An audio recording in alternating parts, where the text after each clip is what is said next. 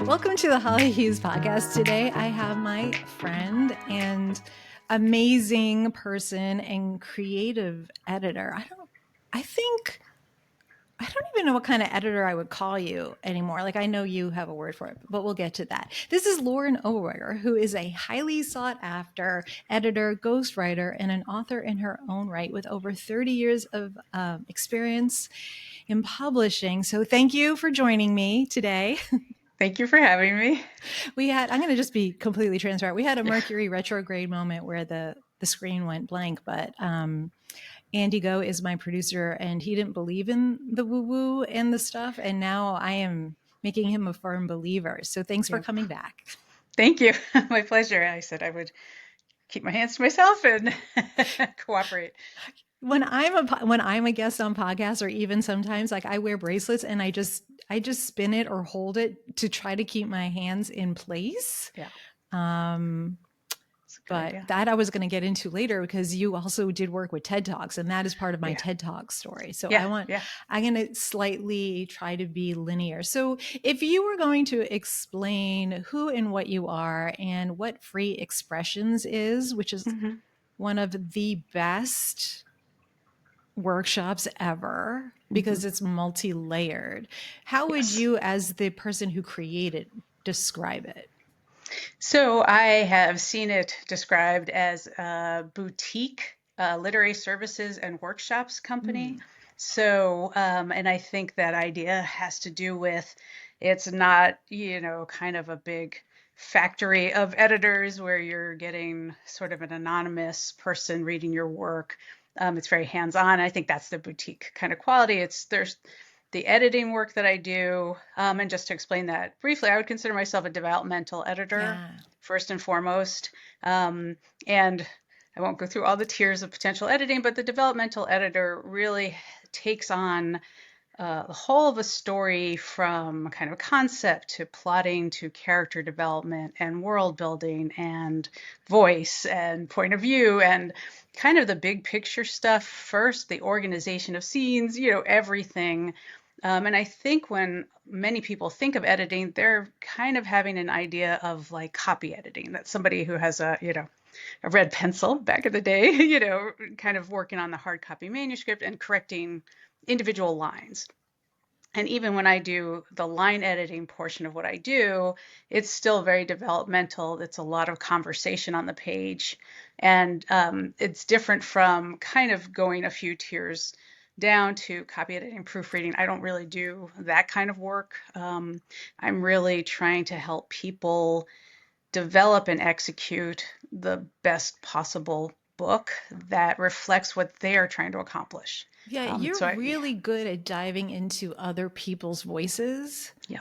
Right? Like it's a superhuman talent. It really is, because I've been at full, like I like to tell everyone the show, like I've been to a Bonnie, and I was at the YA one, Your Best Book. Your Best Book, yeah. And you curate other editors who are caring.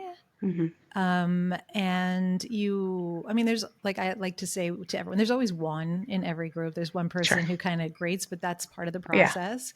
But you have this ability, and I'm going to quote you.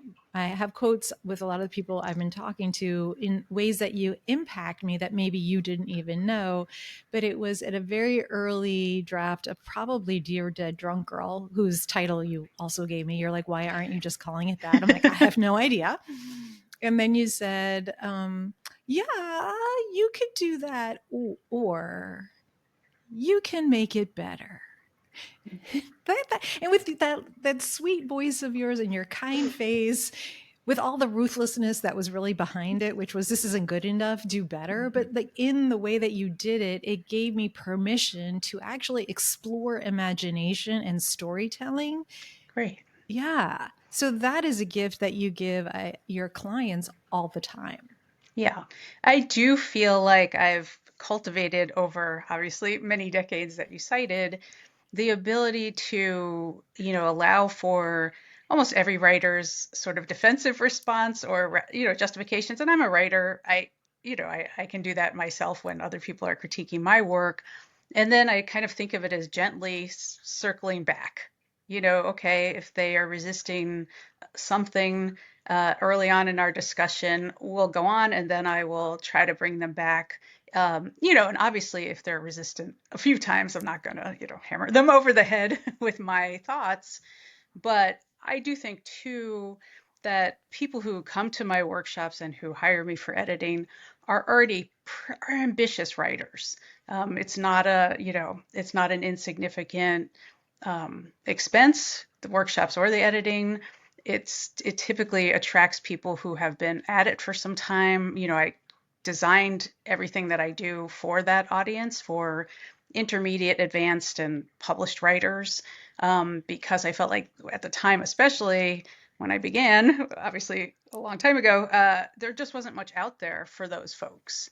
It was a lot of stuff aimed for beginners, and I felt like people still want to grow as artists. They still want to be pushed and inspired, when they're beyond kind of understanding all the basics and then some. Yeah, I think that's a really great way to think about it. I remember when I started writing young adult fiction, I had started in essays and ran away from that, like, because that's usually how I find a genre. But like, well, that's not working. Let me go hide and write a story over here. Yeah. And it was SCBWI, the Society of Children Writers and Book Illustrators. And at the time I was still living in LA, and I was afraid to go to that, thinking that you had to be really good, not really understanding it's the place for beginners. It really explains what you need to do and how you need to do it. And the rules of writing, for me, it was young adult fiction or middle grade or picture books. I think a lot of women, once they have kids, are like, I'm going to write a picture book. Like we all have that thought, because you're like, look, I'm an expert. I have one now. But it's never what they think it is, right? It's utterly different. But I was like, when I went there and I was like, well, I'm beyond like this phase, not saying that my writing is expertise or whatever, but I was like, I was hungry to bite into more. I think that's actually how I was introduced, to you. I had met Tracy Adams of Adams Literary, a literary agent, and I think it was Henry Neff and like a few others there. Yeah. And they were like, well, Lorin. And I was like, Lorin? Like, you're like this echo in the room. Go to Lorin. You should talk to Lorin. I was like, are you insulting me? Like, like at what point, you're like, if someone says it enough, I was like, what are you seeing that I'm not? But I actually think it was about fitting of both personality and desire, right? You really have to have this willingness to persevere to get anywhere in publishing. I'm curious, because you've had such a vast knowledge and length of time in publishing, and you've ridden several waves, right? What's popular, what's not, and written in them. What do you see is like the thing that's happening now? Like, I'm curious. I mean, I think that you have a couple of things, actually a few things, but the biggest one that comes to mind is the kind of advent of AI and what kind of impact that's going to have on creativity and the life of creators and the world of publishing. I think right now, kind of the same way, like I've been at it so long that I can remember when there was a panic about mass market paperbacks killing publishing. And then there was a hysteria about, digital books killing publishing. And now there's a little bit of a hysteria about AI killing publishing, and how, we won't need real creators because AI will just generate novels. And that's, it's certainly pretty much like almost no cost to publishers to take on those kinds of books. But I don't think that will be the case. And we can talk more about that. But I think that is the big thing that's on everybody's mind these days. You run this 6-month writing program, and we have these twice monthly kind of group get-togethers, and that topic's come up a lot for discussion, and people ask me about it a lot. So that's a big thing. And I think there's a lot of sorting out to do. What I feel very confident in is that AI is getting worse in terms of generating material, but there's a lot of stuff to talk about. I've had every single one of my published books scraped for AI without my consent, without any kind of compensation. And every traditionally published writer I know can say the same. So that's it's a big issue. The other thing is kind of the rise of self-publishing, and you see it as a much more viable way to get your book out than it used to be perceived. And I think there's less kind of discrimination against people who are self-publishing. I think, the field is being kind of leveled, the playing field is being leveled to some extent. And what I find is there's a lot of kind of proselytizing from the self-publishing side that is the form that everybody's journey should take in publishing, and that traditional publishing is, terrible. And, there's a weird like salesiness to it that I don't understand why people, don't just let people choose their own adventure, That is the good way to put it. Yeah, I've definitely dipped my toe into both arenas, right? And so I find that fascinating. I think my frustration with traditional publishing came from I just found is the right word myopic? I just found that most publishers are from New York, right? Like back when right? And so there's this sensibility and this kind of personality, and they decided what being diverse meant. Right. And they decided what diverse stories are, and they decided who they get to pay attention to. And I was like, you're missing the whole point of diversity. Like you can move out.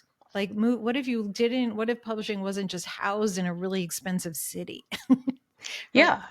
What would that do? What perspective would that bring? So I think my frustration when I was dealing with it at the time was like, but you've become what you hate almost. Mm-hmm.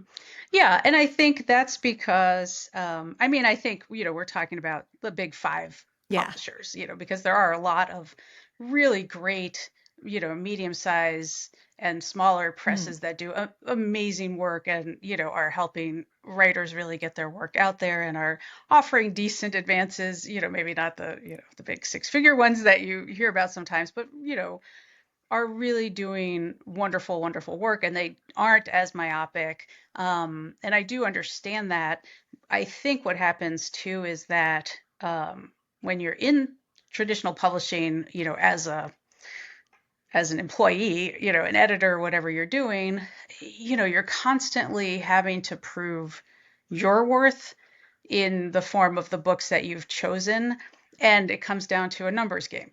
When even if they love a book, they still have to present like a profit and loss statement of other books that are sort of comparable to, the various departments. So, it's a business. And I think it's, even if people would love to take on certain projects, that they feel a little hamstrung sometimes.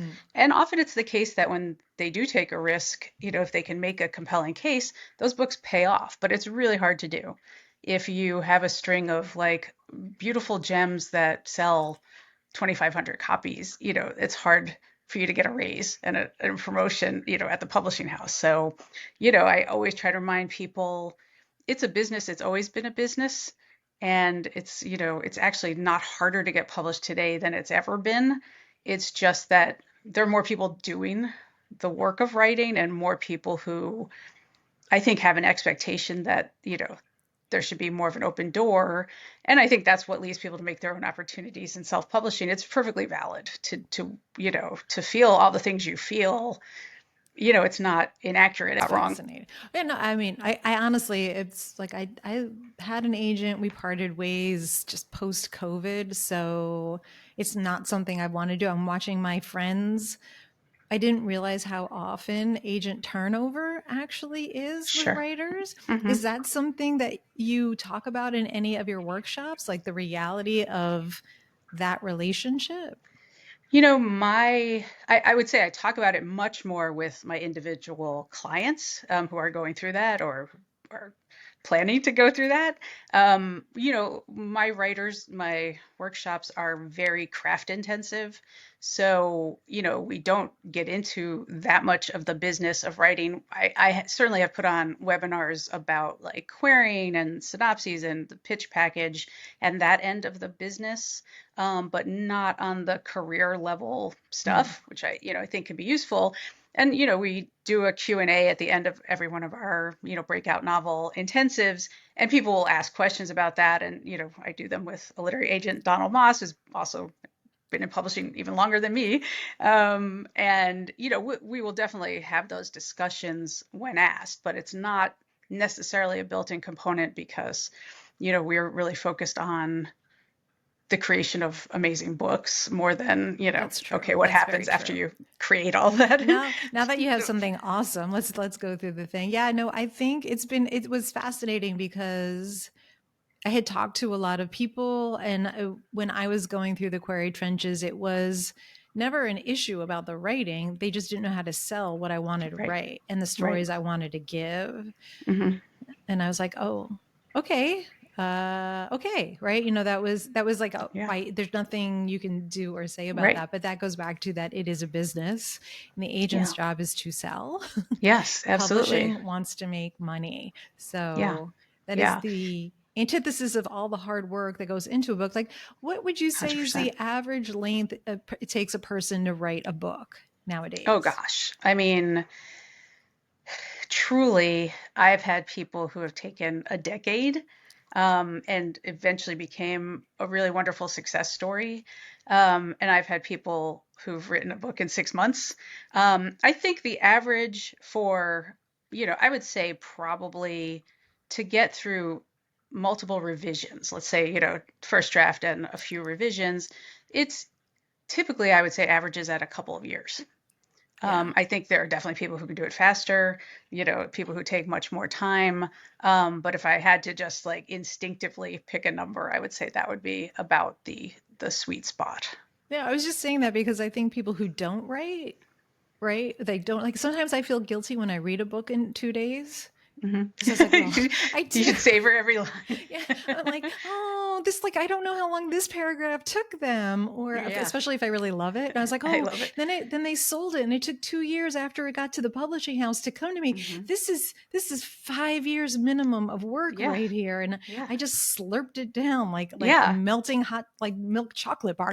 Let me get that in my mouth. So But isn't there some quote that's like, hard writing makes easy reading or something like that? I might be making that up. I like it. It's probably applicable to another, profession entirely. But I think of it, I mean, that's a compliment to the person whose book you're reading, that you're moving through it quickly. That means that they're creating a sense of anticipation and reason for you to scroll or turn the page or whatever it is. So I don't think they would mind. I gotta say, I'm a paperback girl too. I I have lots of hardcovers because I like to support my authors in that way. I do.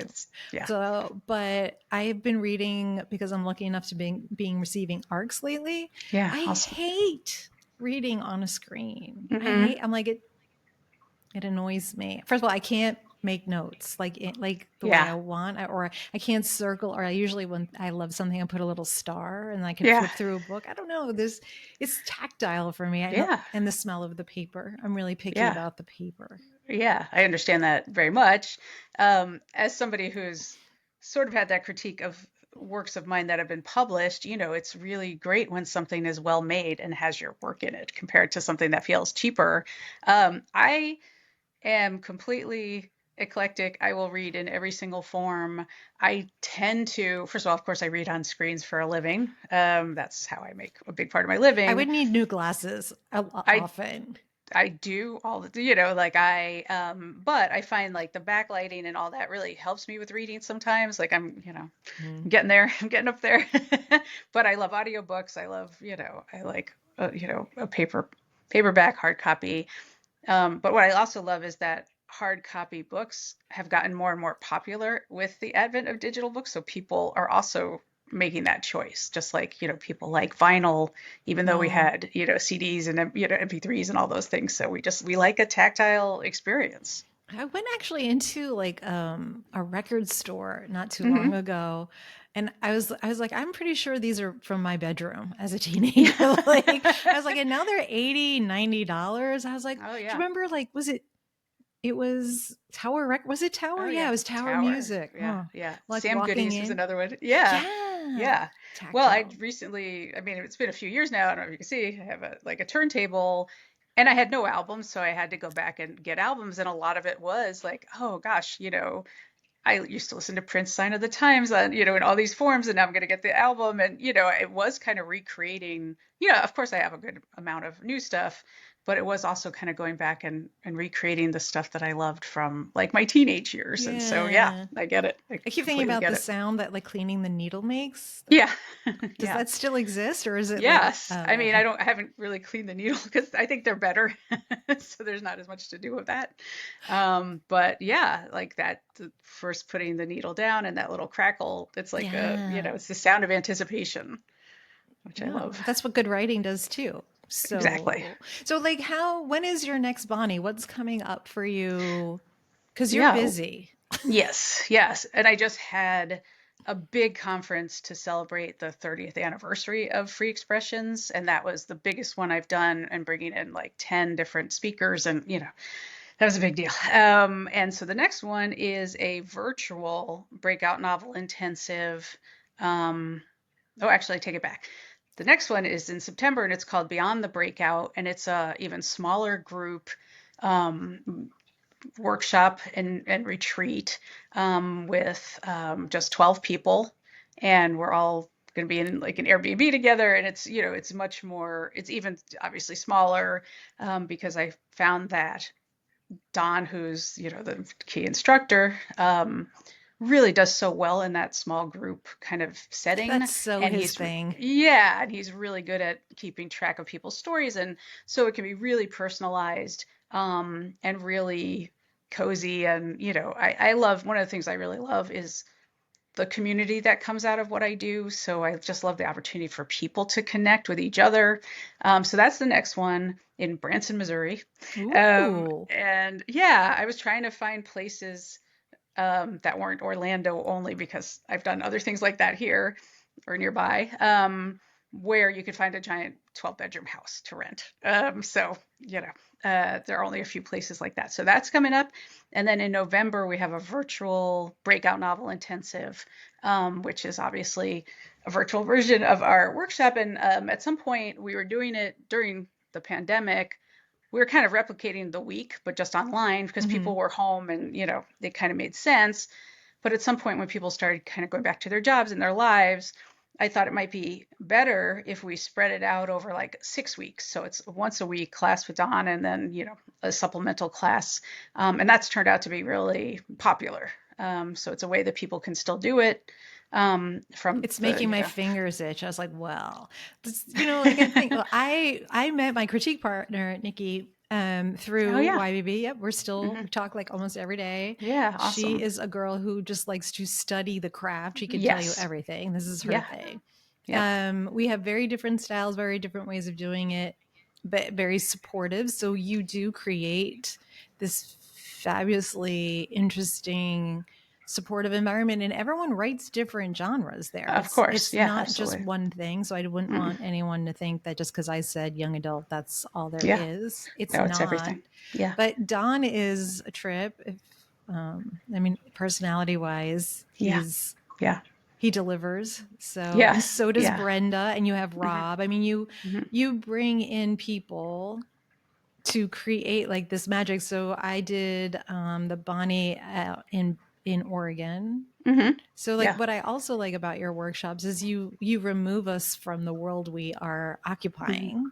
Yeah. And anyone who's never done that, it's really amazing where your brain will go when you Oh are yeah. not like dealing with what's for dinner and driving someone or. Yeah. 100%. And I think you're in a very immersive and inspired environment. So you're picking up all the creative energy from other people, and you get ideas talking to people about their ideas. And my whole thing when I started workshops, because Don and I started with weekend seminars, that was, the first thing I rolled out.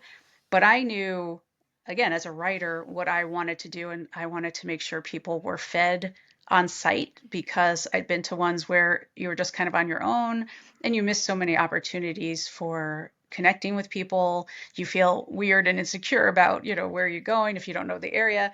And that, when we did the week-long ones, that they were people were in private rooms and could be comfortable.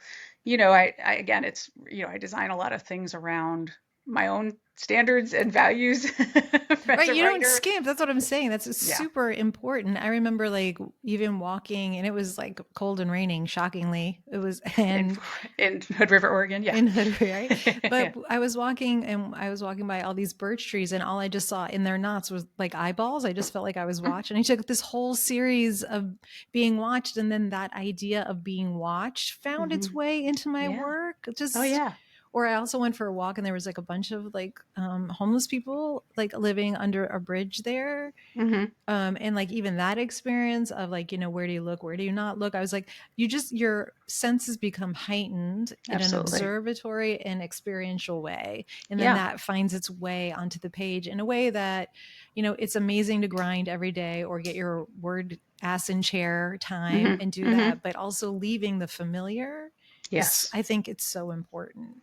Yeah. Yeah. And being pushed, I think during the class, it's a very um, generative class. It's not, when I'm a teacher, I'm often very nuts and bolts and teaching, conceptual stuff and taking people in a really, concrete way through whatever aspects of writing. And Don is, more kind of abstract, and, he's really pushing you to do writing in class and to do exercises where you're exploring. And there's Mm-hmm. no, there's no right or wrong. It's really, and it's also very individual to your work. So, you can kind of go at your own pace. You can take on what you want to take on. You can write, or you can just take notes. You can do it different ways. And I wanted that kind of fluid experience. So, It's you super know, generative. I know that I've been running away from it because I just don't like anything. I've had enough to yeah, give I it get that it. much time and attention, Yeah. which is honestly being a bit chicken. If let's just be 100 right there, but Yeah. we It's okay. we we have those moments where we're more prolific, or like your life needs different parts need more Hmm. attention. But if Hmm. anyone's listening and you have a story idea, or you have a book that you've polished 3 times and you don't know why you're not getting the attention, these kinds of workshops make you see it different. I think Nikki and I always quote Don's. I think it's Don. If it's you, I apologize. It's one I'll of let you know. you. Yeah. You're a dual group, right? You're like a Oh, package yeah. deal. Yeah, absolutely. It's that scene where he tells you to go beyond the obvious. Hmm. So it's that car accident thing that he always talks about. So Yeah. your character's in a car accident. What's the first thing they see? Hmm. Forget that. What's the second thing they see? Forget that too. Everyone knows those are the tropes. Now, what's the third thing? And I think he always used to talk about like the hula girl and the skirt Yeah. wiggling. Yeah. Yeah. Yeah. So that I use that often while editing my Hmm. own work. You have, Yeah. but that's way past the process of getting all the ick Sure. out. Yeah. Yeah. And he also is really great about talking in that, that same context about the emotional craft and looking for the, he calls them like third level emotions. So, and I think, yeah, there's a lot of cross pollination between Don and me at this point, because we've been doing work together for 25 years and I've known him longer. And yeah, but what I would also say is, um, I think people also feel like they have to come with something that's really polished. And actually, I think, and I've been saying this forever, that it's a really great workshop for coming with just like ideas on cocktail napkins, because also you're less closed off to development ideas. If you come with your Oh, third draft, I find, this is a lot of years of experience now, you have to be a really fearless kind of writer, and the kind of writer who loves tearing things down to the studs and starting over. And a lot of people aren't. And it's very human and understandable. you're So, like, and most people aren't. and most people aren't. And we all sort of want to, with writing, it's attractive to take the path of least resistance sometimes. So if you come with more of an idea of the book, an idea of your characters, and all of the workshop is about generating ideas for the story, I think it can be really valuable. And so I Do you try think I to, could come with my memoir? you absolutely could. We have people come with Because memoirs all I'm the I'm time. hiding from that one. I got so many Post-its, Yeah. so many I notebooks. get it. Yeah, and it's a little bit of a, I mean, we do have, we've definitely had probably a couple dozen people who've come with memoirs, and some of the lingo, you need to kind of translate in Yeah, your yeah. mind and think of yourself as a protagonist and, all of those things. But I find it's been, pretty fertile for people. But I think that's even a good way to do it, to take myself out of it. Or I could just do what I always do and it'll spark a new idea. And I'll Yeah, just yeah, run away from the memoir like I have for 10 years and yeah. just been like, oh, Hmm. oh. We'll have to talk about that. But, Maybe not in the middle of your well, podcast, not but right now. Not right yeah. now. I have 3 books in draft. Yeah, They're like, so people amazing. are like, what are you writing? And like, what's up with this? And I was like, oh, like, so Dear Dead Drunk Girl, I love it. Me But too. when I went through the process of getting my agent, it had 7 R&Rs, and then she had me do a pass. So I'm sure that was confusing. Yeah, because it's not my book anymore, right? But I was like, Yeah. well, I was like, I'm willing, I'm playing the game, whatever, whatever. And back in the day, edgy girls, right? And my girl was kind of edgy anyway, because Yeah. she's, Dear Dead Drunk Girl. Anyway, Right. but what my agent loved about the book in the day, she's like, I love the sister relationship. This is what the Hmm. story's all about. But the Yeah. revision she made me do was plot that wasn't the ever part of the Yeah. book. And Yeah. so I had to take it back, and then I read it. I was like, what is this pile of poo? Because I didn't like Yeah. it. And then That's I was tough. like, do I have the energy to make it what I want it to be again? And then whatever. I wasn't sure, so I sat on that for over a year. And then I did a revision, and it was so exhausting because Hmm. I'm not the writer I was when I started that. Yeah. And how much revision do you do? And like now I'm like, well, what time period do I put it in? And these Yeah. are all the reasons why I'm going slow. But I think it was like, what month are we in? While we're July. recording, it's Yeah. only July. Right. I think 4 months ago, it was right before I left for Korea. I figured out the sauce, right? I was like, this is the thing that will make me fix it. Hmm. And then I had to like let go of some darlings that I had worked back in, but Sure. it will be what I want. I think it'll be completing it for me. Like I have to not even worry about putting out in the world. It was just, Absolutely. I want it to be about sisters and love and redemption, Yeah.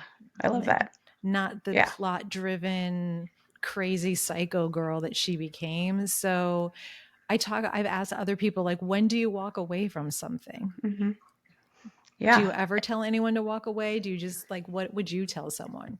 Yeah. I mean, I think that it can be useful to walk away knowing that you don't have to permanently walk away. And it sounds like that's some of your experience. And also, I think, when you're talking, I'm also thinking about how the market is different in terms of that crossover world between YA and adult, and how the expectations of what a young adult character is have changed, I think. Um, but Oh yeah, I'm putting everyone back at the age I originally had. On Mary's yeah, 17. He's going to be 23. Like everyone's like, well, you can't do that. You can't. I'm like, but they're dead. Actually, yeah, they're you can do. dead. I Yeah, could do you can whatever do. I want. You absolutely do. And you could do whatever you want, even if they were alive, although that would defeat the purpose of the book. But yeah, I mean, I don't ever tell people to just shelve something. Like I don't think that's my place. My place is to help support them and give them all the tools possible to craft a book that is going to represent what they want it to represent and hopefully sell if that's their ambition. I think everything is fixable, but I think it can take a lot of time and craft study and Mm, work. I don't think everything is necessarily immediately fixable. And that makes again, I'm sense. lucky because I work with people. It's very rare. Like I wouldn't actually even take on an editing client who wasn't pretty proficient because I feel like that would be unfair to them. Like, a more kind of newcomer, they're not going to, they're going to be so discouraged and not know what to do with a 35-page single spaced evaluation. Like that's going to overwhelm them. That And it is true. overwhelms people anyway. Yeah. It's even more skilled people. So I don't think it's my, job to tell people, and people request it, not infrequently, where they'll be like, will you tell me if I should, not quit my day job? And I will say no. Like I'm here to help you quit your day job eventually if that's what you want to do. But I will tell you everything I think you need to do to get your work where it needs to be. I'm not pulling punches. I'm obviously, I try to be very kind and supportive and a cheerleader for their work. Excuse me. But um, you also just never know. Like I've had people start out very raw, especially through some of my like writing programs, and then made these tremendous leaps, like surprising leaps. And I've had people come in who were, this close to being publishable level, but they were resistant to the point that they never really progressed. And so, I love that. you just never know. And so it's my job to just help people like along the path, not to, you know, tell people to give up their creative dreams. Like that's very bad karma in my mind. And I would, Oh, I hate that idea. And I hate that idea of like brutal honesty, like I'm a brutal critiquer. Like that's not what people respond to.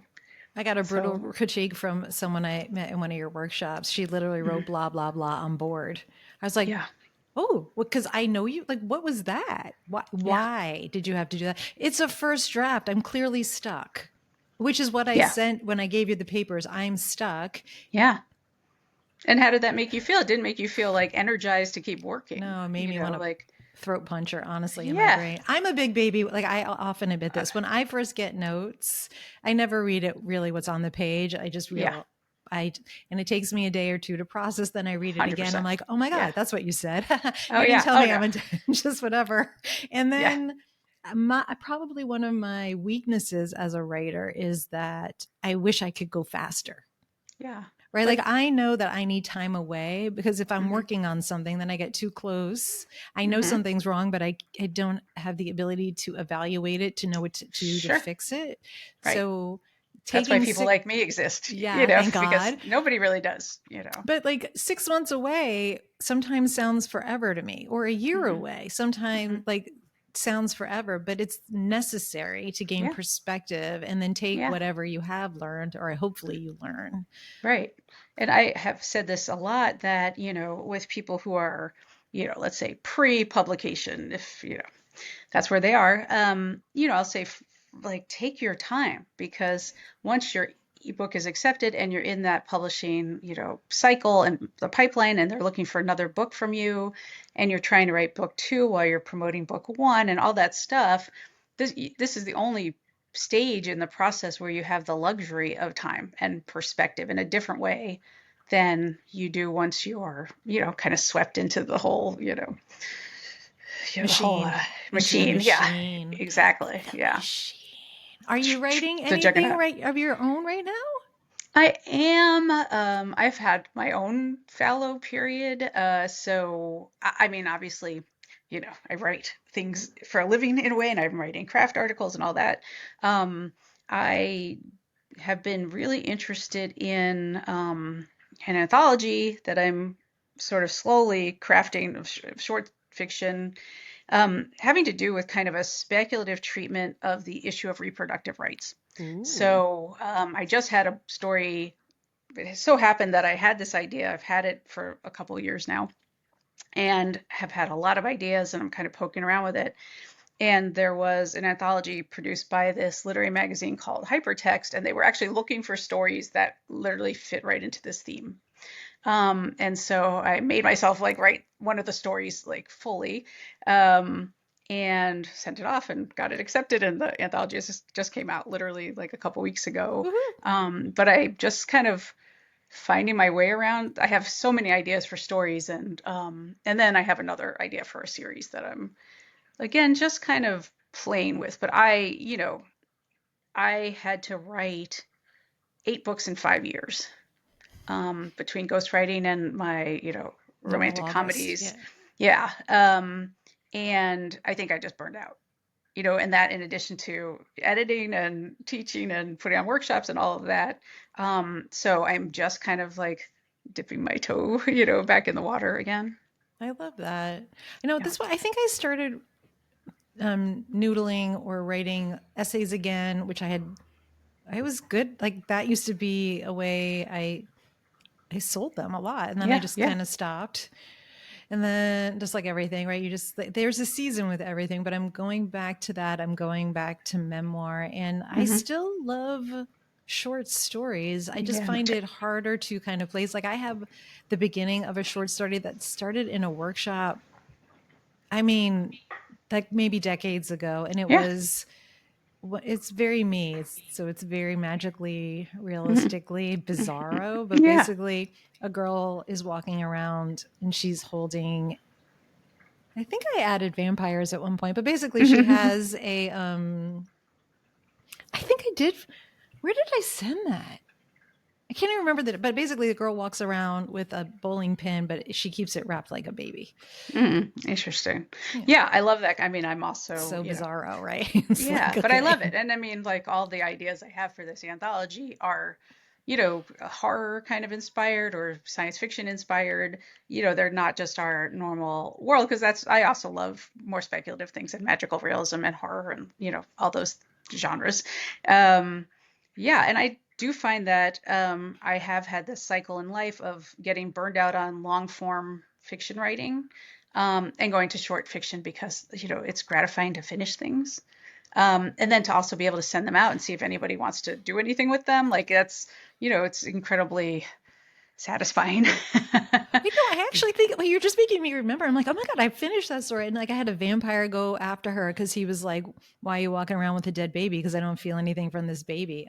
Right. And then she stabs him with a hidden knife. And I don't know, like it was so bizarrely me. I love it. Now I'm going to have to go dig through my my archives. The bowling pin like opens up to have a stake in it. Yes, it did. That's what you want. That's what you want. Obviously. Well, that's a great reversal. See, you make me immediately want to start like brainstorming. Like what a good reversal of expectation that she's been trying to like lure the vampire the whole time. She was. Yeah, that was it. I love it. Did I send it to you? No, I'm like, wait a second. I'm going to have to find that story. Yeah, it's obviously. This is Lorin's magic. See, now you know how she does. She goes into, oh, this is Holly's brain. Of course she's going to have a dagger in that thing and kill the vampire. Yeah. Yes, I always say it's kind of like I'm Rain Man. Like I have one highly developed muscle and that's it. And it's story. And I'm lucky that I can also use that for a living, because it would really be a bummer if that's all I could do and I couldn't do it. But it's also like quite amazing. Like I know when you were doing all of that, I was like, watching Peripheral. I was like, I don't know how you do that. And then you are editing books. Like people are sending you 5. And how long is an average book now? Yeah. 85,000 words. Is that the number? 80, somewhere around 90, 85. Yeah. I have to tell you, I prefer my books around 70, 75. Yeah. That's what I write. I write up to there. I'm like, that's just like a good nibble. Yeah. Yeah. And it really so depends on the scope of the story. Like when I was, briefly a literary agent, which, was not for me. Not for you. Not for me. And I admire people who it's for. But I realized I did it because I wanted to be an advocate for people and help on the editing end of things. And that's what I, of course, was already doing for a living. So it kind of got in the way of my doing what I really feel good at. But what I would notice is sometimes people would query with a story that they would say was 130,000 words, and the expression of the plot was the most simplistic plot you could imagine. And so immediately I would just be afraid of what, like you don't need 130,000 words to tell the story of, 2 teenagers stuck overnight in a mall, let's say, or whatever. Mm-hmm. So that already is, putting me on high alert that somebody's overwriting. So I think 130,000 word book can be very well earned if it has that scope and that sort of more epic feel and bigger public stakes and, all that stuff. But some stories need to be 75,000 words. Some stories need to be 90, et cetera. I know someone querying now and they're just futzing with word count to get, because the agent's like, I'm looking for this. And I was like, do you need to do that? Like, do you actually? But I guess she's playing the game. So I'm just like, do what you need. Sure. Yeah. And I think it really depends on, if it's the difference between 89,000 and 91,000, I don't think anybody cares. You know what I mean? But if it's the difference between 89,000 and 129,000, and it's a genre that doesn't tend to take that length of project on, then but you have to examine the book and, usually make bigger changes than just Yeah, lateral little edits. I think for you as an agent, you are too developmental. Like you can see the Yeah. potential in so much, Yep. which is just hard work. I think, people would be interesting to know that a lot of agents aren't editorial. Right. And they are really taking on projects that they know that they can sell because they have Yeah. relationships with specific editors. So, but Yeah. don't believe, I think I ran into this a bit, not myself, because my ego is just definitely not that big, but they think, oh, my book is done. Yeah. And Oh, then yeah. and they're not prepared for that editorial letter that will humble Yeah. them, that comes back Yeah. from the publishing house. Yeah. And yes, I was just talking to somebody who's transitioning from publishing and they wanted to pick my brain about freelancing. And just, we were talking about sort of comparing what their editorial letter would look like and what my evaluation would look like. And a typical editorial letter might be 6 or 7, 10 pages. And my typical evaluation is 3 times, the length of that. Because by the time those books get to that person, they are, further along than the people who come to me often. But also, the expectation is different and what they're trying to do is different. I'm trying to help people develop their writing for their whole career, and they're, kind of more book focused. But yeah, I remember when I was agenting that, one of my agents, Josh Adams, was like, basically like, it's okay to take on a book that's ready to go, Lolo. Like, you don't have to take on The whole thing is, I know what his voice sounds like, everybody. Yeah. That was so him. Thanks. Yes. Yeah. Lolo. So it's true. And I just had to go back to what I really feel good at and, enjoy doing. Yeah, that's good. So I would love to go into how you connected with the TED Talks, and welcome to my TED Talk, which is the joke in my family that thank you for coming to my TED Talk. And then I always say again, because I got to do a TEDx talk, which is not the same as a TED Talk, just whatever. But like, how did that happen? Well, that is, I didn't, I don't think anybody would want me to do an actual TED Talk, but I got that job because it's kind of like it actually starts with an SCBWI, but basically I had been on a path where I was being brought in to ghostwrite a lot of projects that were reimaginings and repackagings of adult memoirs for a young adult audience. Like that somewhat became my sweet spot. So I started out doing one for I guess I shouldn't say, I mean, he's acknowledged that I've worked on it. So a former Navy SEAL who became a governor, who became not a governor. And it was taking one of his memoirs and, really reworking his material, but also adding new material. And I worked on a few projects like that. And so, the Welcome to My TED Talk is a reimagining of a book by Chris Anderson, who's the, director of TED Talks. That was about public speaking for adults, and they wanted to do one that was about public speaking for kids. So they brought me in to work on that, and I, again, it was reworking some of his material, finding, obviously they have such a great history of speakers that they can refer to.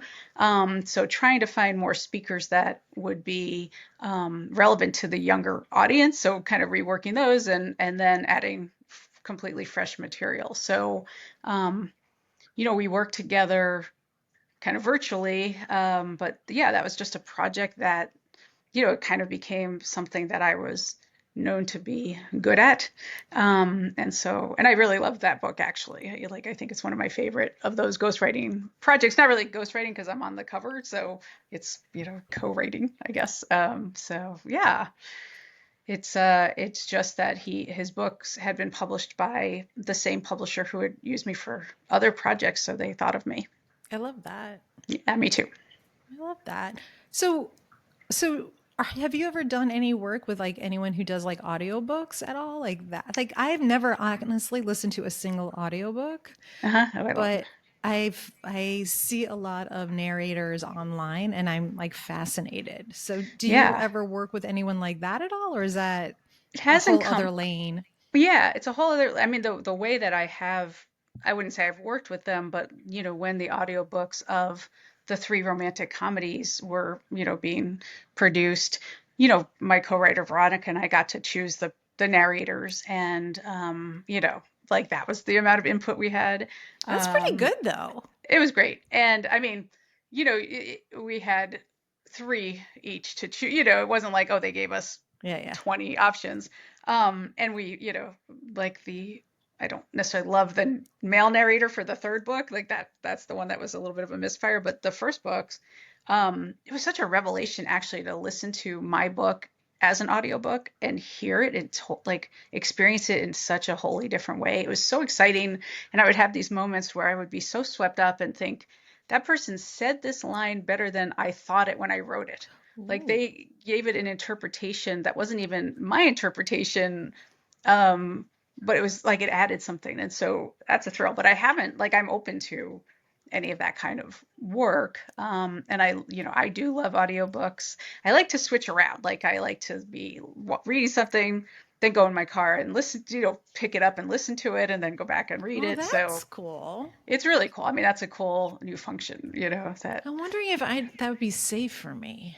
Like, it's like, would you just drift off while you're driving?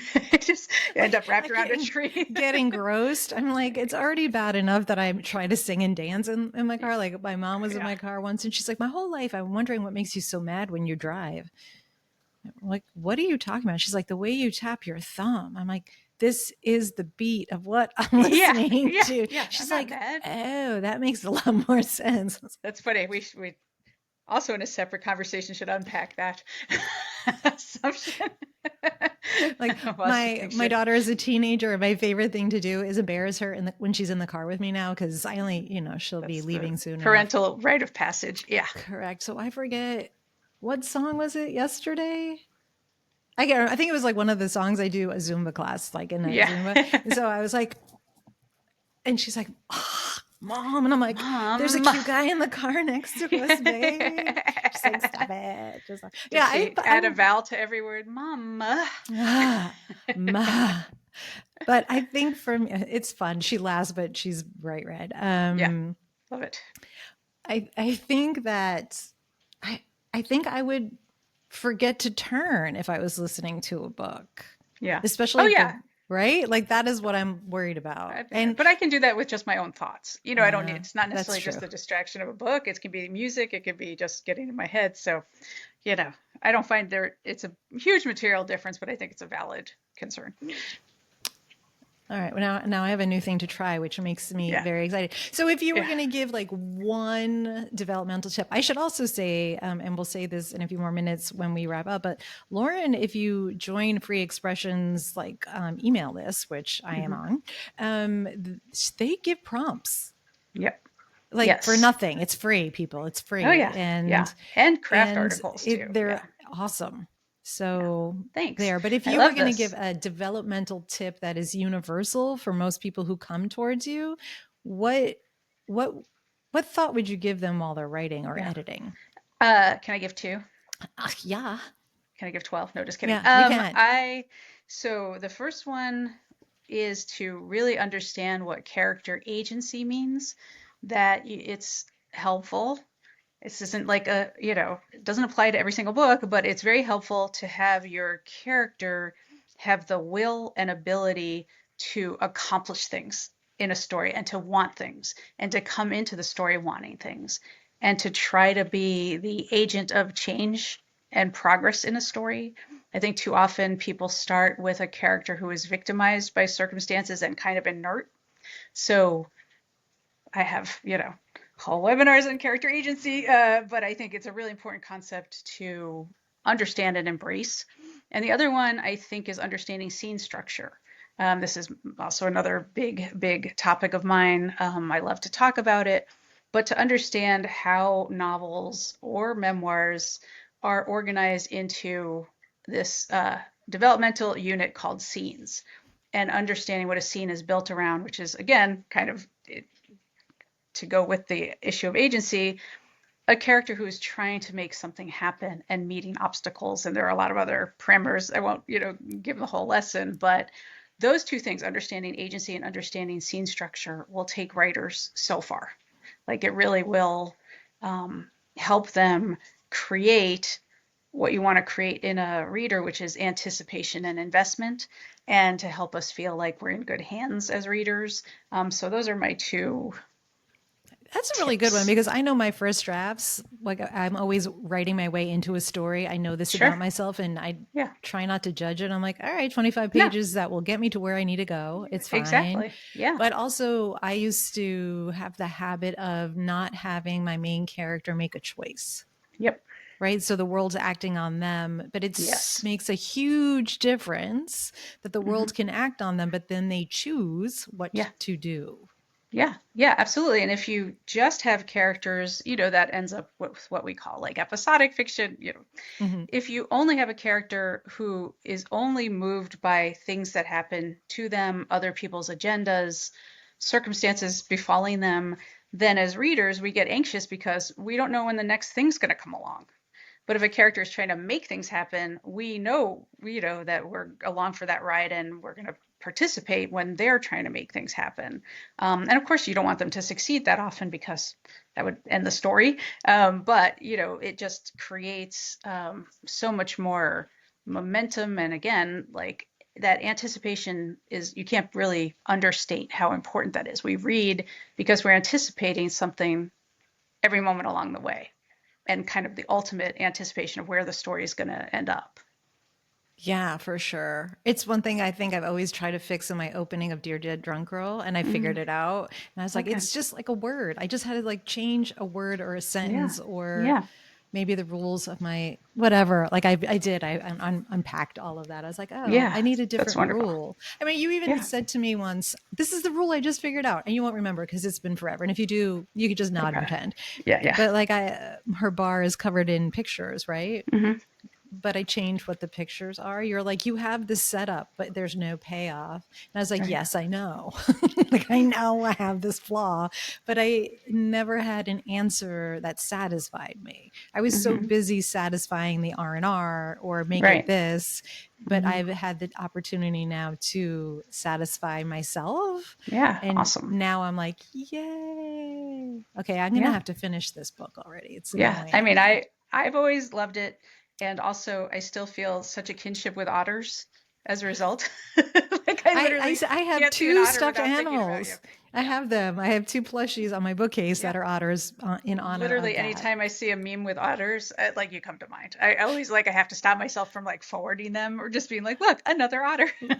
You should send them. I went to an event, and not an event. I was at a zoo at one point. I was like, oh my God, the kind you could touch the otters. All the otters ran away from me. I'm like, what are you doing? You're supposed to love me. No, that's tragic. I'm still convinced, and I still think I could sell that jewelry design. I just think that's going to happen. So we'll see what happens in the next few years. So Lorin, thank you for coming. You're welcome. I end every podcast with the same question, which is, if you came with a warning label, what would it be? I love this question. I tried to think of something, really erudite, but I just kept coming back to like, will bite if provoked. I love that. I don't even know that I feel like that's true of me. But I'm a biter. I love bite. Like I will grab my daughter's arm and just nibble. She's like, seriously? I'm like, yes. And maybe that has to do with having like a round, certain looking face, and people don't think I have a lot of bite.